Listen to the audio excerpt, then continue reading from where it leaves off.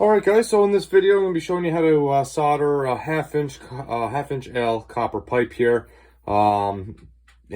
Basically just a very basic, simple video of how to solder copper pipe.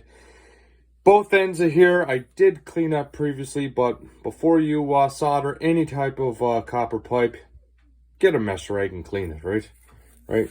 I'll do just basically, you just want to make sure the ends are clean. If you're going to solder both ends, right, clean both ends. So for this purpose, I'm only going to do one end here. So that's the copper pipe there. So basically, this is half-inch. This is a half-inch copper 90, right? So you see the smooth walls inside of it. What you want to do is you want to clean that fitting. Take a half-inch brush, stick it in the fitting, and you want to score everything inside of it and also clean the inside of it as well. All right. Now, since I'm only soldering one side, I'm not connecting another pipe here. I'm just going to leave this side here, and I just have this side clean. You don't got to go crazy with the brush. I'm using Master Plumber soldering paste, right? So what you're going to use this paste here. This is basically going to make the once you add the solder to it, it's going to make the joint solidify and seal the joint. So you want to add the paste inside there, right? So that's where I'm soldering, inside where I clean the fitting. Same thing with the pipe. I'm soldering this side here. Just add the paste. You don't got to drop a ton of paste onto it. You're not supposed to. Just a little bit of paste on here. So where I pasted both ends, you want to take the pipe, right? Push the pipe into the fitting allowance here, right? So what I'm going to be using is lead-free solder. All right, it's Aquasol. So basically, you're going to be soldering. You're going to be adding the heat from the bottom, and you're going to be soldering on the top of the pipe there. You can use 50-50, but you can't be using 50-50 on potable drinking water. Only lead-free if you're soldering pipe. 50-50 is used for like hydronic heating, stuff like that, applications where you're not drinking the water out of the copper pipe, right? So anyways, let's get this going.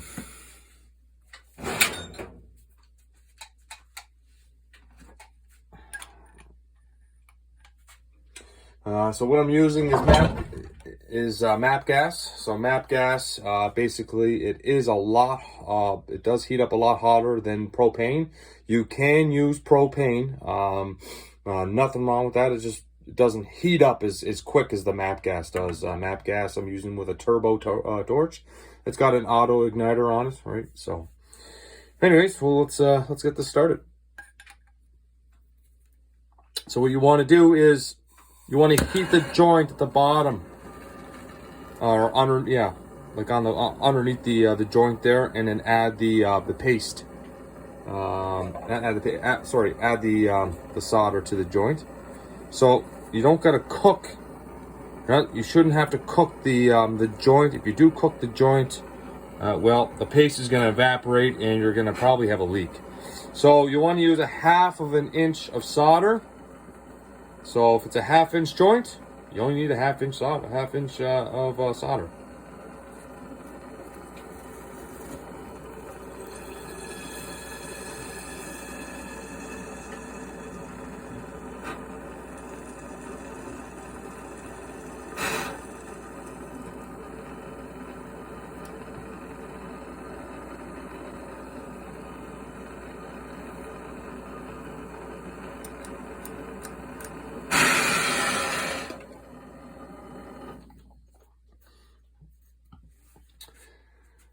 And that's it, just like that.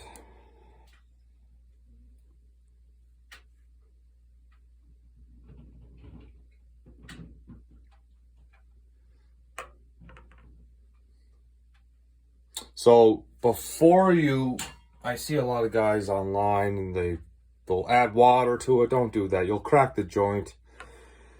You should let this joint, like, basically let it cool down naturally.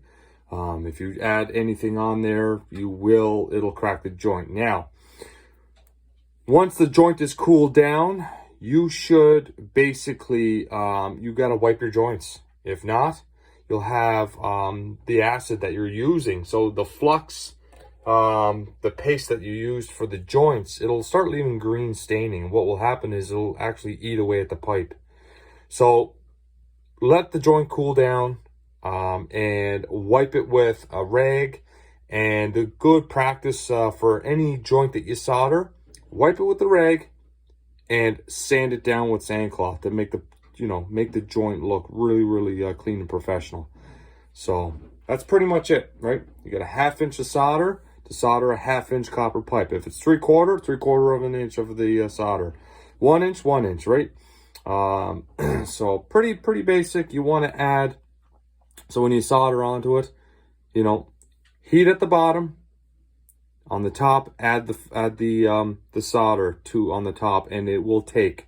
So the action, it's called capillary action. The solder will take all the way around. I like to put a little bit of solder and, give a little bit of extra, right? But that's pretty much it. So like I said, right at the end of this, you want to wipe the joint, and then from there, sand the joint down. That's it. You're all good to go. Thanks.